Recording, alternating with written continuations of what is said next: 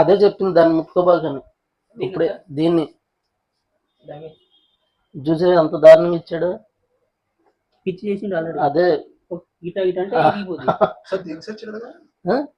Check చేసుకోవడానికి మనం ఎప్పుడైనా కండెన్సర్లో బ్లాక్ ఉందనుకోండి, అది ఇరిసేసి చూసామనుకోండి మొత్తం ఎయిర్ అంటే మనకి ఇక్కడ ఇక్కడ బ్లాక్ అయిందా లేదా అనేది తెలిసిపోద్ది. మళ్ళీ దీన్ని మొక్కేసి మనం పిన్ చేసేసుకోవచ్చు. అంటే మొత్తం చెక్ చేయకుండా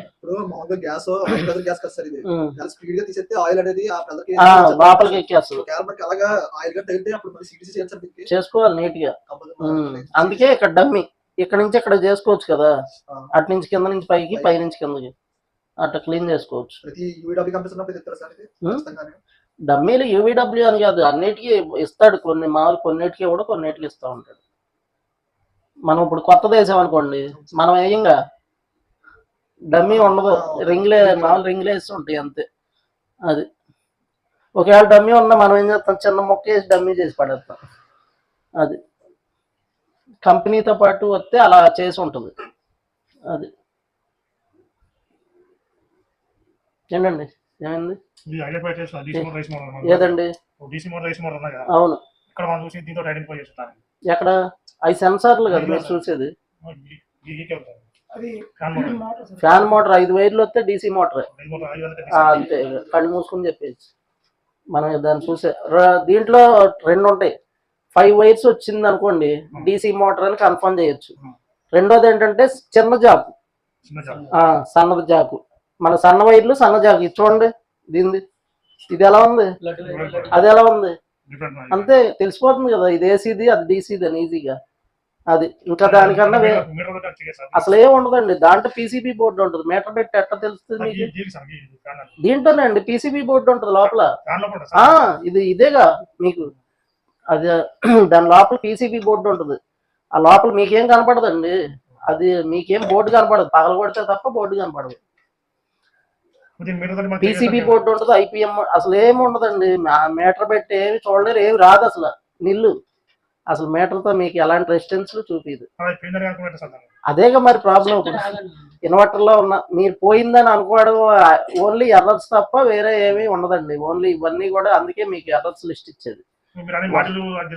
మాడ్యూల్ అయితే పెట్టగానే ఫ్యాన్ మొత్తం స్పీడ్ స్లో అంతా రన్ స్పీడ్ కూడా తిరుగుద్దిగా అదంతా చెప్పారు. మాడ్యూల్స్ అంటే అంతే. ఇప్పుడు ఇవన్నీ ఇప్పుడు కంప్రెషర్ ఉంది, మనం అదేం చేసామండి డైరెక్ట్ స్టార్ట్ చేసుకున్నాం వర్క్ అవుతుందా యాంప్స్. ఇప్పుడు ఇది అలా పనిచేయదు కదా, మాడ్యూల్ పెడితే తప్ప ఇది వర్క్ అవ్వదు. అది మనమే దీన్ని ఎంతవరకు చూడగలం, జస్ట్ రెసిస్టెన్స్ వస్తాం. 3 అవి అలాగో ఎప్పుడు వస్తాయి, సేమే వస్తాయి. ఎప్పుడు బాగున్న దానికి వస్తాయి, పోయిందని కూడా వస్తాయి. ఎప్పుడో ఒకసారి పోద్ది. అదేంటి 100లో 1 కూడా 1,00,000లో 1 కూడా జరగదు. అది అన్నిటికీ వస్తుంది. రెసిస్టెన్స్ కాలిపోదు కదండి, కాలవు. డీసీ ఆటికి ఎందుకు కాలుతాయి? అది ఏంటంటే ఇప్పుడు ఇందులో పూర్తిగా కన్ఫర్మేషన్ చేయడానికి మామూలుగా మన మీటర్లో గీటర్లో ఏం పనికిరావు అనమాట. వర్కింగ్ ఇవన్నీ ఏంటంటే మాడ్యూల్స్ మీద వర్కింగ్ అవుతాయి. లేదు అంటే మనం దానికి ఏం చేయాలి ఏంటో మొత్తం చెప్తా, ట్రబుల్ షూటింగ్ చెప్తా, మీరు ఎలా కనిపెట్టుకోవాలి ఇవన్నీ. ఎర్రర్ కోడ్స్ మీద ఆధారం అండి మొత్తం అన్నీ కూడా. మీరు టోటల్ అంతా ఎర్రర్ కోడ్స్ మీద తప్ప విడిగా చూడలేరు. లేదా మాడ్యూల్ పెట్టాలి. అంతేగా, మాడ్యూల్ పెడితే మొత్తం స్లో స్పీడ్ అన్ని చెక్ చేయొచ్చు. ఇంకా అంతే. దానికి మాడ్యూల్ పెడితే పీసీబీ బాగుందో లేదో చెప్పేస్తుంది. అంతేగా మరి. ఇన్వర్టర్లు అంతే. ఇన్వర్టర్లు అంటే వేస్టే ఉంది. ఎర్రర్ కోడ్స్ మీద మనం అనుకుని తీసేస్తాం. అది కూడా ఏంటంటే ఎర్రర్ కోడ్స్ పూర్తిగా వర్కింగ్ అవుతాయా అంటే మామూలుగా 80% వర్క్ అవుతాయి. ఎందుకు అంటే బోర్డులో పోయినా అదే ఎర్రర్ కోడ్ చూపిస్తుంది, మోటార్ పోయినా అదే ఎర్రర్ కోడ్ చూపిస్తుంది. అంతే కదా, బోర్డులోని సప్లై దీనికి ఎలా పోయినా అదే చెప్తుంది, ఇది పోయినా అదే చెప్తుంది. కాబట్టి మనం ఏది అనేది దాన్ని కన్ఫర్మ్ 80% మాత్రమే చేసుకోగలం అంతే. ఏంటండి మళ్ళీ అవన్నీ పీకుతున్నావు ఎందుకు? దాంట్లో ఏముంటుంది? వైర్లు కలిసి నేను చూసాను.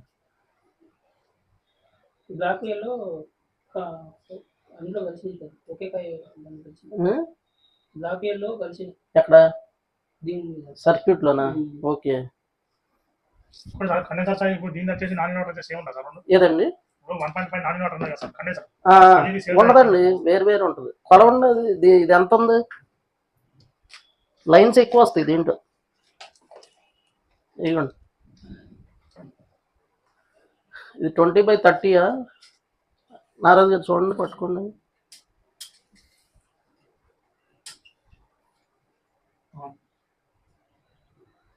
36 20/36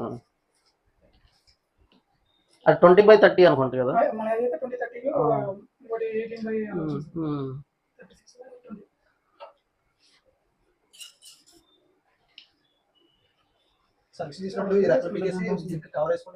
అంతే అండి. అవును, మనం ఏంటంటే అలా అలా ఏం చేయకూడదంటే ఇలా కొట్టేసుకోవచ్చు అండి. కింద అంతా కొట్టేచ్చు, తర్వాత ఇటు కొట్టేస్తాం, ఇటు కొట్టేస్తాం, వెనక నుంచి కొట్టేస్తాం. రావు, లోపలికి రావు. రావు, ఆ జల్లెడలో ఆగిపోతాయి, అంత ఫోర్స్ ఆగిపోయింది, అంత బయటికి తన్నం. ఎందుకంటే మామూలుగా మనకు బాగా ఇలా చిమ్మం వెనక కొట్టేసేసిన కవర్ వేసుకుంటే సేఫ్ అండి. ఇక మామూలుగా చెయ్యాలి అంటే కంప్రెసర్ ఇబ్బంది లేదు. మీరు కాకపోతే రియాక్టర్ తడవకూడదండి. అది మీరు దీన్ని ఫుల్ సర్వీసింగ్ ఎవరో చేయరండి. ఓడదీసి మనం ఏం చేస్తాం చెప్పే కింద కొడతాం, కింద తర్వాత ఇటు అటు వెనక బయట నుంచే ఊరిని దానికి చుట్టూ కొట్టుకొచ్చేస్తాం అంతే. హీట్ ఎక్స్చేంజ్ అవ్వదుగా. అవును అవును, అంత ఫోర్స్ రాదు, అయిపోయింది మనకి, తగ్గిపోయింది. మనం ఇలా కొడతాం కదండి, ఇలా కొట్టినప్పుడు ఏంటంటే మనకు బాగా మనం లోపల నుంచి బయటికి నీళ్లు అంత ఫోర్స్ వచ్చి ఫ్యాన్ మీద పడవు, జల్లులా పడుతుంది. అదేం కాదు. వర్షం రావట్లా? వర్షం వస్తుందా? బయటైనా ఉండేది, అవుట్డోర్లన్నీ బయటే టాబాల పైన వాళ్ళకే ఉండేది. మరి వర్షం పడట్లా? బాగా పడుతూ రోజు 2 రోజులు తడుతూనే ఉంటది. అప్పుడు వాన రాదా? చల్లు అని కొట్టదా? ఇటు కూడా గాలి ఎసిరి కొట్టదు, ఏమవు. మామూలుగా ఏంటంటే ఫ్యాన్ మీకు ఇప్పుడు ఇట్లా కొట్టేసినా ఏం కాదనమాట. మామూలుగా ఇలా పైకి కొట్టేసినా ఏం కాదు. ఈ బెండ్ అవ్వు, ఇరిగిపోతాయి, చాలా హార్డ్గా ఉంటాయి. ఇరిగిపోతాయి కానీ బెండ్ టప్మని ఇరిగిపోతాయి. ఈ చాలా హార్డ్గా ఉంటాయి, ఊరికే ఇరిగిపోతాయి అండి. మామూలుగా ఒకసారి నేను తీసుకొస్తుంటేనే బెంజ్ సర్కిల్ దగ్గర కింద పడేపాటికి సైకిల్ ఎక్కితే టాప్ మని ఇరిగిపోయినాయి. పీసీ బోర్డులో నీళ్లు ఎలా పైకి కొట్టద్దు అనేది అందుకేగా నేను గన్ను ఊరికే ఇలా కింద కొట్టుకోవాలి కానీ పైకి కొట్టకూడదు. అంటే ఎల్లవు, పీసీబీ బోర్డులో కూడా ఎల్లవు కానీ మొత్తం క్లోజ్ చేసి ఉంటుంది బోర్డు. కాకపోతే ఏంటంటే మనం పైకి లేపి కొట్టకూడదు పైన. అది పీసీబీ బోర్డు అందుకే ఇక్కడ ఇచ్చిందాడు. ఎందుకంటే ఆ చుట్టూ కూడా కవర్ ఉంటుంది కదా బ్లాక్ది, పైన కూడా క్లోజ్ చేసి ఉంటుంది. మీరేంటంటే పర్టికులర్ గా దాన్నే పీసీబీ బోర్డునే తడపాలనుకుంటే ఏం చేయలేం, ఎట్టయినా తడుపుతాం. అంతేగాని మామూలుగా తడవదు అది.